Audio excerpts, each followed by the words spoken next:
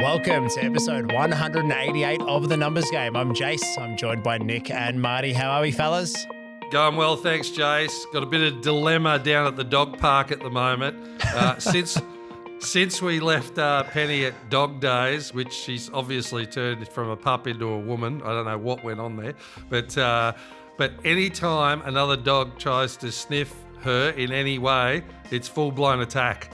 So talk about setting boundaries. So basically disgruntled most of my community now that we're in there. So big issues, but, dealing with the real issues in life. So, apart from that, good. How are you, Nick? I'm going well. Still trying to locate the one last jar of honey. Probably the most important one too, the one I really want. So I won't stop. I won't stop until I find it. Just don't look at my drawer. No, I don't want to look in your drawer, mate, to be honest. Who knows what will come out of there.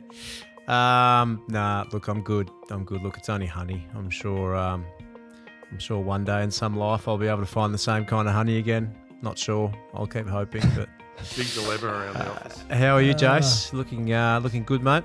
I'm feeling tired, Nick. I've bitten off more than I can chew. If I'm going to be real and honest with you, beyond end of financial year, tax planning, all the madness that is the accounting world, I decided to do Gold Coast Marathon, and the week before I have to do High Rocks, so I signed up for High Rocks. Which, for anyone out there who's heard of High Rocks, it's kind of like, it's not like the CrossFit Games, but it's like a CrossFit Games for like people who do BFT or F45 and all those kind of boot camp style gyms. There's a competition called High Rocks, and it's basically you do 8 kilometers of running, but between every kilometer of running, you have to do an exercise. Like there's 1,000 meters on the ski erg, a sled push, wall balls, farmer's carry, burpees. Anyway. So I had that on the weekend, like doing marathon training and training for that. I've decided it's probably, when the wife tells you you're making the wrong decision to do things like High Rocks and a marathon. I think that's what made me want to do it even more when Casey told me that I was being an idiot for signing up to both within a week of each other. But I think I'm gonna live to regret this one. I think she's going to be right again. I've had the wrong decision comment a few times, but not fitness related. Yeah.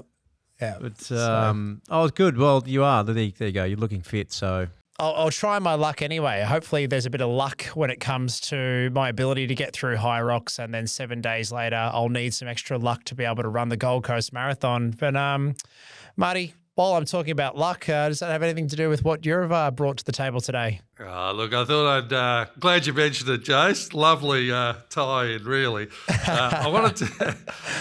I wanted to talk a little bit about luck and the controllables within it, as opposed to what people think luck is, which sometimes people just think it's dumb luck, which is not always the case. But would you consider yourself lucky in your careers and in your health and fitness? Jase? Oh, good question. Wish I'd read the show notes and was prepared for this one to come through. Just asking, do you feel lucky? Yes, I feel lucky. I feel like, and this is an interesting one or a hard one to answer. I think I've said it before on other shows, but I never wanted to be an accountant. Like I never deliberately chose the path to be an accountant. And whether by some dumb luck, all of the different events and things that have happened throughout getting to where I am now hasn't necessarily felt like a deliberate decision to pursue a certain path in life.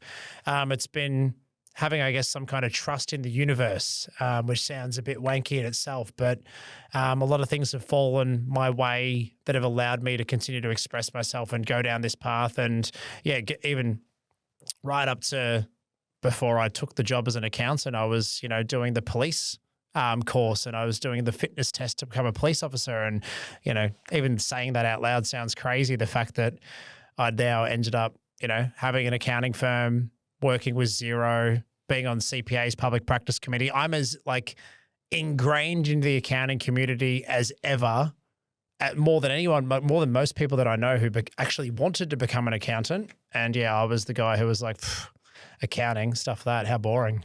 So would you say any of your behaviours allowed you to be lucky? in how you pursued life and how your attitudes towards it? I was curious. I was curious and always open to learning. And I think being curious and open to learning kind of probably pulled me to continue to, not necessarily, I didn't make the decision to do that, but if something presented itself to me, I would dive into it and have a crack. So, for example, Greg saying, I got you the job in accounting, just give it a go first. And then by giving it a go, I was able to continue to pursue things in that area and things fell my way. Like I met a guy who bought me a trip to Bali to go to an accounting conference in Bali, which changed the course of my life. But it was what is the chance encounter to be at an event, because I think I wanted to see the comedian that was presenting at this depreciation report event at Crown. Like, again, how boring, the decision to go to a depreciation report Christmas party. But I think Hughesy, where there was a comedian who was doing a show, and I was like, oh yeah, I'll go along to hear the comedian. Like, that'll be funny. But met a guy who was in the industry who said, you know what, there's something about you. I'm going to buy flights and accommodation and take you to Bali because you should attend this accounting conference because I think it'll help you learn more about yourself and your career. But if I didn't meet that guy on that particular night, which I think was quite lucky that I did, maybe I wouldn't be where I am today. I'm glad you've actually communicated how you were lucky in that, because I feel like we have a little bit more control that we realise just in attitudes and actions. And Nick, what about yourself? If you think about your career and because personally, I think we can be lucky and unlucky all at once, but I think part of it's attitude as well. Would you consider yourself a lucky person? In business, no. I think in life, yes. So I'm lucky that I was born in this country, and a roof over your head and food to eat is fairly accessible for 99% of the population. So that's luck. Business, I think you create your own luck, for sure. And Jase, you're talking about lucky, but you keep putting yourself in these situations. You keep saying yes to things. You keep going to events. You do create your own luck, for sure. And I think, if you take two individuals that, on the same day started doing Tats Lotto every day and did mystery numbers, and at some stage one of them wins 10 million and one of them wins 0, I think the one that won 10 million was lucky. But I don't think in business you can say you're lucky. I think you get breaks for sure, and I think sometimes the right things happen and you're in the right place at the right time, but it's generally a reward for the work that you do leading up to that. Of course, some people have bigger windfalls than others that might have done the same amount of work, and I think that's just life. But I wouldn't call that luck. So I don't think I'm lucky in business, Marty. No, I think it's a reward for the time and effort put in. Well answered. I had something happen to me on the weekend where I was chatting to someone that I went to school with, and they said, geez, you're just a lucky person, aren't you, in regards to what has happened in business and in life. And I just reflected on it. And at first I thought, well, yeah, maybe I am lucky. But I think in life, circumstances can work in your favour and circumstances can work against you. But it's all in regards to what you do with that situation that matters the most. And I was reflecting on it on the weekend, and a lot of people, the old saying, people say, you're the 5 people you hang around most, which is, it's a saying. But I would say your success as a person is defined by the 5 people you allow to influence you most. And that's a different methodology. And it's interesting when I think about my friendship group, how they seem to be luckier people than some. And I think there's a big difference between dumb luck, which everyone can categorise as just, someone wins the lotto, or, the one in a million chance, right? The same as you would being hit by lightning. But I think there's earned luck, and Nick touched upon it. And I realised that over the journey, it's uniquely interesting that it can start very young and it can develop through your professional career. So let's talk about professional and business career for now. But I think there's different categories. And the first category I want to bring up is young luck. Like when you're young, how you conduct yourself matters. Like I see people getting pissed on social media and putting it out there and just doing some crazy stuff that they're putting out there, and I don't think that's bringing luck to you. You know, there's probably a way you want to present yourself to the world. And I know people want to fit in, but you got to decide, you know, who you are. You know, sports circles. You know, you can be lucky in regards to the people you meet in sports. Your circles of interest. Like for me, it was very much about doing stand-up and What Works business course when I was 17 years of age. And that moved the needle for me in testing out my courage. And like you're talking about, having a go at things that others might not have been prepared to do. Some were doing it better, and that's fine as well. You know, your family and friends, opportunities that come out of that because of how you conduct yourself as a young person. You know, friends, like for me, when I was young, I met a lady by the name of Anne Merriman, who was a girlfriend of one of my best mates that we got to know each other. She came to the stand-up gigs. She knew I had an interest in business and got me the opportunity at the bank. Now, that happened nowhere in regards to my background of the education piece or anything. It was only I was very connected to business, and she could see that and got me an opportunity. That was lucky, but I had to be conducting myself in a certain way, my attitudes at the time, to be able to get that opportunity and adding value to people. So I think as a young person coming through, the first category, it's really about, you know, understanding of how you can be the person you want to be for your future at this time, and you're still finding your feet, but you certainly don't want to be putting your worst self out there as a young person. Any comments to that, gents? As you were talking, you know, thinking about being young and young luck and how you conduct yourself, and then sports circles, all of those then threw back this big, you know, flashback from a memory that getting my first job, the fact that I played juniors cricket at Endeavour Hills. I was going for a job at Dufton McDonald's, and I think before I ended up taking the job, someone had let me know, oh, the guy who's interviewing you really loves cricket.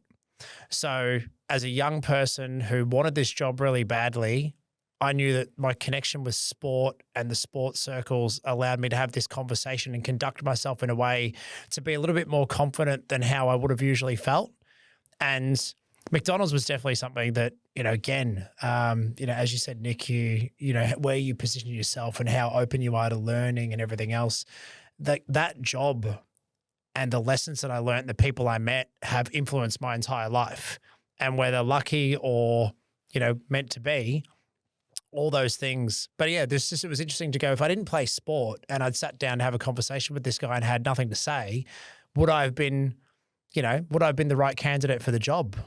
You know, yeah, so not saying you have to play sport to be a good job candidate, but for me in that moment, at that point in time, this guy was scary as shit. He was a huge unit. He was like 6'6" and 1 meter wide. I was shitting myself. But when I got told, just talk to me about cricket, it'll all be fine, I reckon without that, I would have sat there absolutely just crapping my dacks. And instead, I had a great conversation and got the job.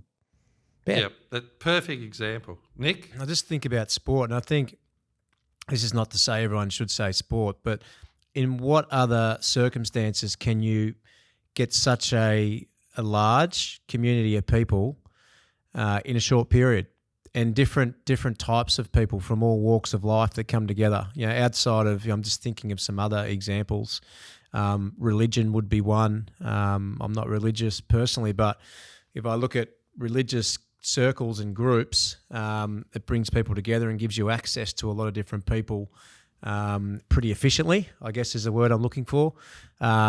I'm not sure, there'd be some other examples where communities come together. But yeah, for me, I look at most of the events that have happened to me in life, and I'd say 90% of them are connected to sport and people that I'd met through sport. And that's just, that was my method of community.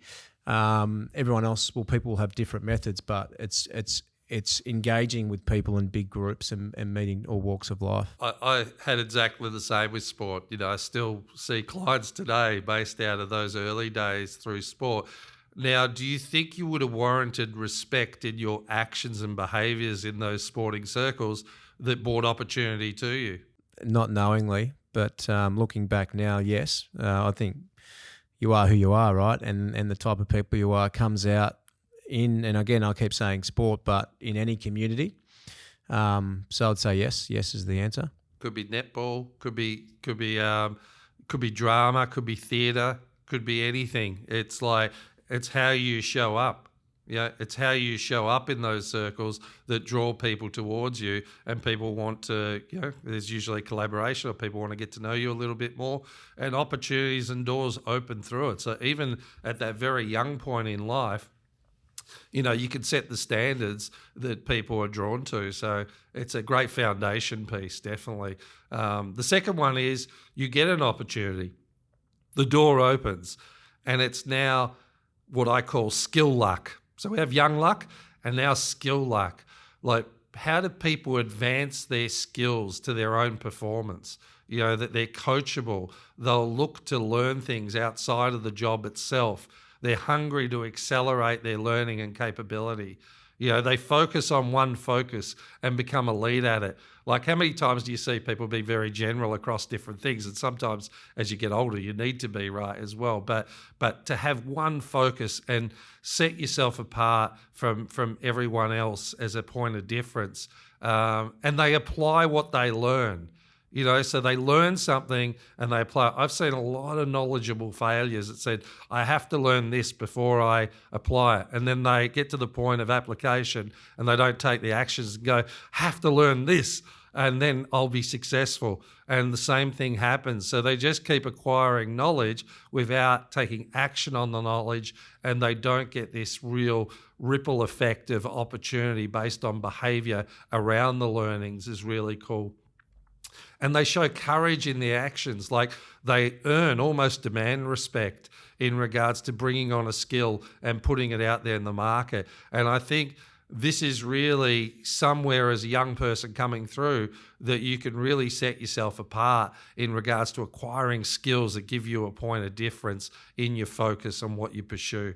No, I love it. I mean, there's so many areas where you can look at that and apply the logic of, the more you advance your skills or your education or your performance and your ability, you even look at the, famous basketball players like, your Michael Jordans or your LeBron James, how many practice shots they would have taken in the 17, 18 years before they played their first game, that those things make a difference. And then taking it back out of sport to, job level, the people that are doing the extra courses and putting in the extra effort, rising through my career, I didn't just finish my accounting degree. I then went on to do 3 or 4 years of CPA studies.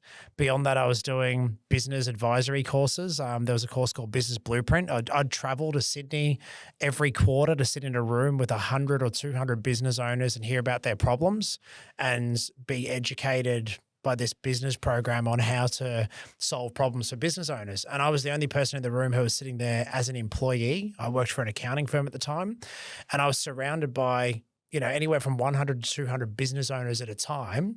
And I had this like insider I was like a spy, right? Like my own little weird game that I was playing, but I just sat there and sponged. I listened. All of the business owners would talk about their problems. It was round table style, and they'd all talk about their problems. And I'd sit there as an accountant going, I can solve that problem. I can help that person with that. But at the time, because I was a 20-something-year-old employee, they wouldn't listen to me. They didn't want a bar of what I had to say because I was too young and perceived not to have the skills needed to have helped these people at that time. But 10 years on, people in that room now reach out to me and ask me to become their accountant or their advisor, having remembered meeting me in that room 10 years ago. So I've got clients to this day, and some of them have been with me for a lot longer than just recently. But, again, the skills, the skill luck of putting yourself in an environment where you care about your performance and your knowledge or your education or your physical or mental skills.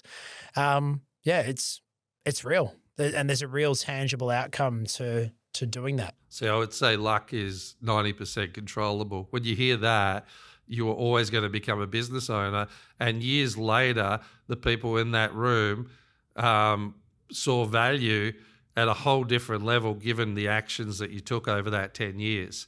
And I mean, that's just incredible, Jase. When you hear that out, if people really listen to what you said there, to where you are at now, that's pretty inspirational, and you were in control of that because you had a focus. You didn't. But interestingly, the luck side of that, my boss actually signed up to that course. So the business owner of the accounting firm was meant to do that course, and he went to the first quarterly meeting, and he actually met a lot of those people as the business owner.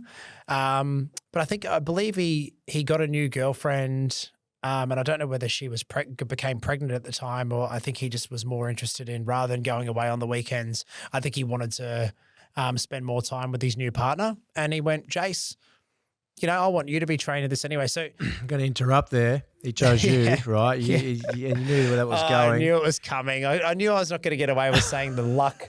It was just luck that, the business owner decided to give me the course. Of course. Yeah, well, maybe you were lucky that he met a new partner. Maybe that's where the luck was. Yeah. But you were the choice. So I was the chosen one. Yeah. But it's fascinating that was the case. So there's doors opening here with the right behaviours that you can't even see, where you're at in the future. And this is what I really like about this. And then I move on to the next one. Nick, you'll like this one. Performance luck. Like, people just go, that person's lucky getting that performance. Not really. High performers generally see similar attributes of themselves in others. So a lot of people say to me, particularly the younger team members, say, why do clients like me when they can have more experienced people at 40 or 50 years of age that have been around forever?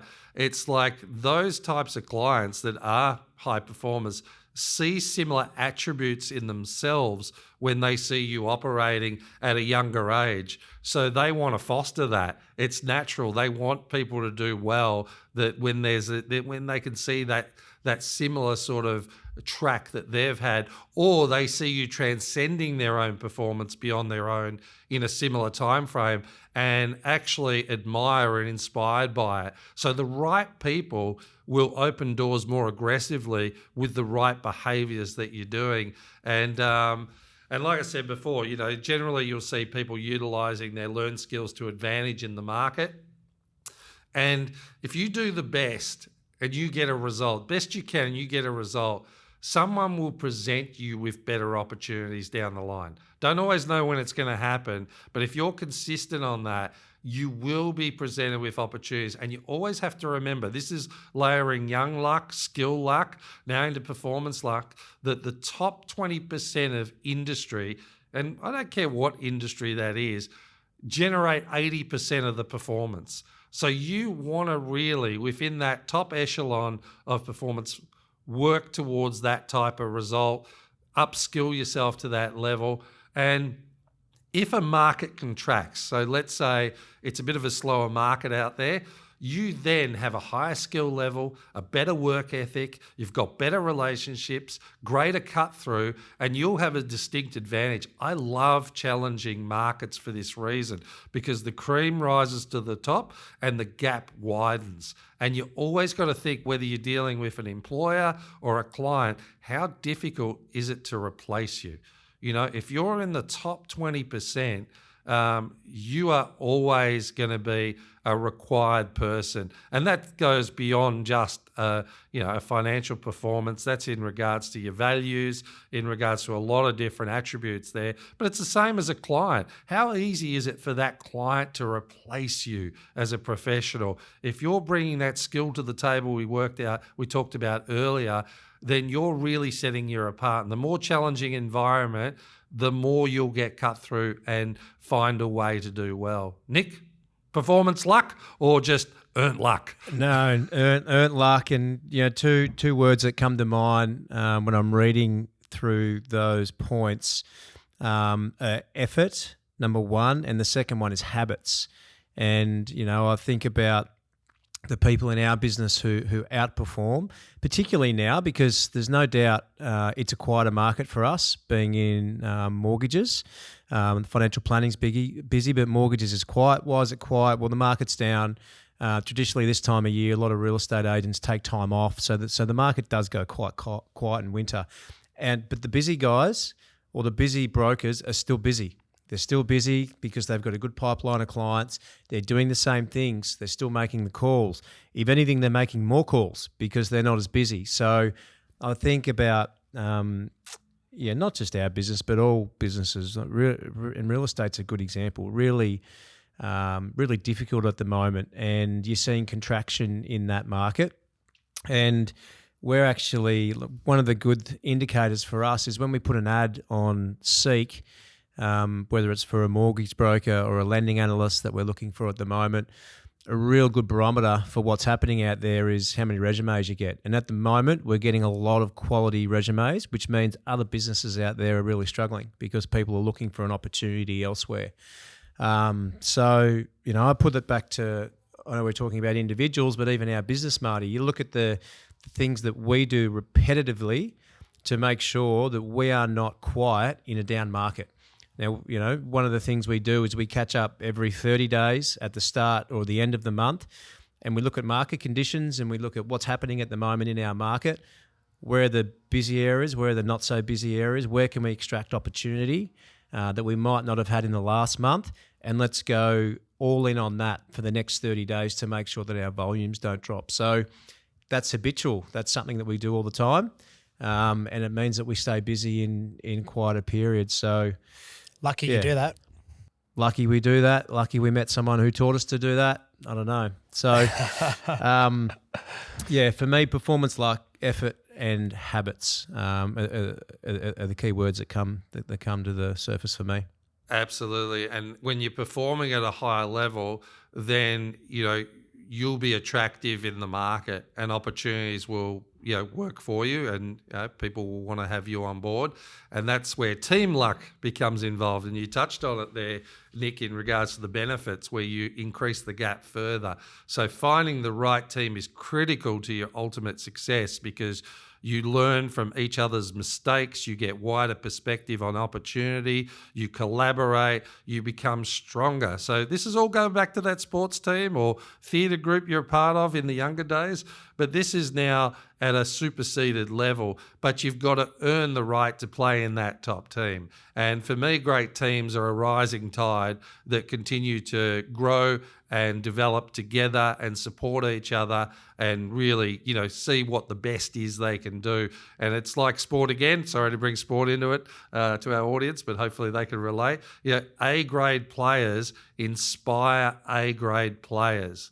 You can carry a couple of B-grade players that are coming through, but you can't carry the C-grade players that just want to have a bit of fun and have a hit. That's fine if they want to do that, but they can't live in A-grade teams, and it's actually a detriment if they stick around A-grade teams. So with wider perspective of A-graders, it's like a superpower. You create a point of difference in the market that's very, very hard to duplicate. And the poorer performers, the C-graders as I called them, feel like they're hard done by not being given an opportunity.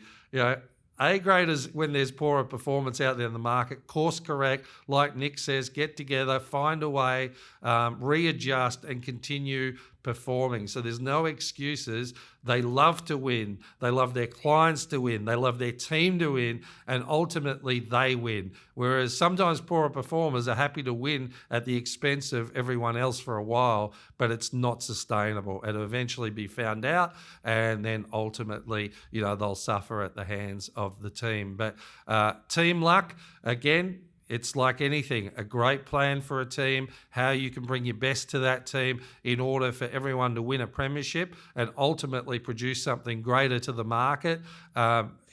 Huge ultimate advantage. Jase, got anything on that? Yeah, I was just saying, again, working with business owners, when you talk about, documenting mission, vision, values, and crafting a team culture. And, we've seen fantastic businesses that are performing above benchmark that have no documentation on this stuff. and then what you could argue would be luck that they've just got a great culture and a great team.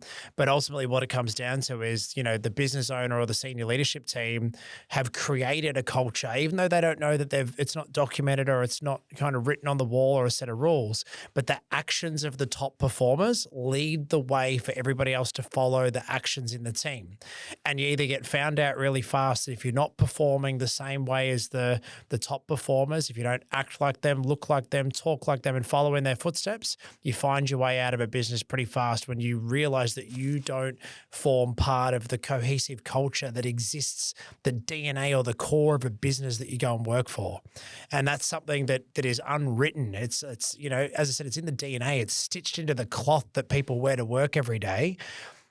Nick, you're on edge to get involved here. No. Just what you said then, unwritten. You can't go and design a great culture or a high performance culture. It's in the DNA and it just happens. You can try and design it, and talking about the business that's got it but hasn't written it down, doesn't matter. They're doing what they have to do to create that culture, and that's probably because they've got good habits, and they're putting effort in, as we spoke about before.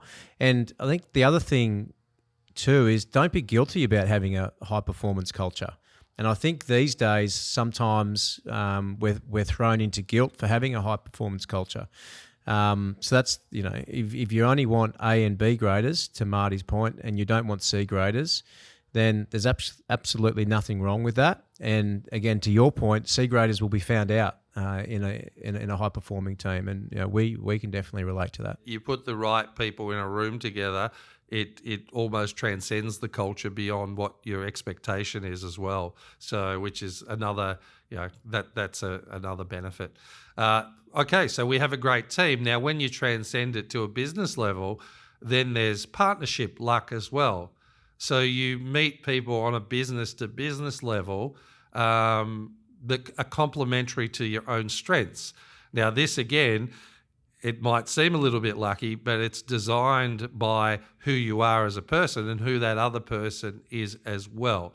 So again, we all think a little bit differently. We all have our own unique personalities, but even us three coming together is like a long track back to when we played in sports as young people, and the attitudes we brought to the table. We developed skill, we developed teams, we grew, we did learnings outside of our work roles in order to improve and get better. And again, that's a lot of hard work. That's a lot of 18-hour days. And then you get to a point where you meet people on a similar path that are complementary, because no one knows everything and everyone has strengths and weaknesses, but there's an aligned vision, and you bring that together, and that compounds at a whole different level yet again at a business level. So again, you as a person, you want to be the best partner you can be. You want to be the best associate you can be in that situation. There are merger and acquisition opportunities that come through that in alignment. Doors open to unique investment opportunities. So again, is it luck or is it the path you've chosen? There are good and bad things that happen to everyone, but it's what you make of it that really counts. And that's, and I'm sure this would evolve to even more, but for today, that's, I think that's where it can get to in your professional career and in your business career if you're looking for it. So. I feel very lucky that Greg was my crew trainer when I got that job at McDonald's. Greg was the person who taught me. Back in those days, you're cooking 10 cheeseburgers at a time. You were scraping the meat off the grill and doing all that. And Greg taught me how to make Big Macs and Big Chicken burgers. And who would have thought that 18 years on, that guy's been maybe more, 21 years this year that Greg's been putting up with me since he decided to teach me at McDonald's. How much luck's been involved in my career, Nick? I love it. Right. You made the choice to go and flip burgers, and, not many people will do that. So, I'll say it again. And how lucky that Julian put us in a room together to have a coffee together, and here's the numbers game. Marty and I met. I engaged Marty's services externally. Paid him a bit of cash. It wasn't cheap either, by the way. But, it worthy investment, and look where we are today. So, it was I would have paid triple. If this episode's got you thinking about your luck versus what you've earned and where you've positioned yourself in life from all different areas of team luck, performance, partnership, skills, sports circles, and young luck, we'd love to hear about it. If you have thought about it, post in the comments, YouTube, Spotify, wherever you get your podcasts, or even on Instagram. We'd love to hear your version of luck and where it's led you in life. We've really enjoyed what you've shared with us today, Marty, and you've definitely brought up some memories and some nostalgic thoughts and feelings. So thank you for sharing, and until next time. Life can happen to you, or you can make it happen. Game over. This podcast is for educational and informational purposes only. The conversations are of a general nature and do not qualify as financial or tax advice. We recommend before you make any financial decisions, you consult a licensed professional. Individuals on the podcast may hold positions in the companies discussed.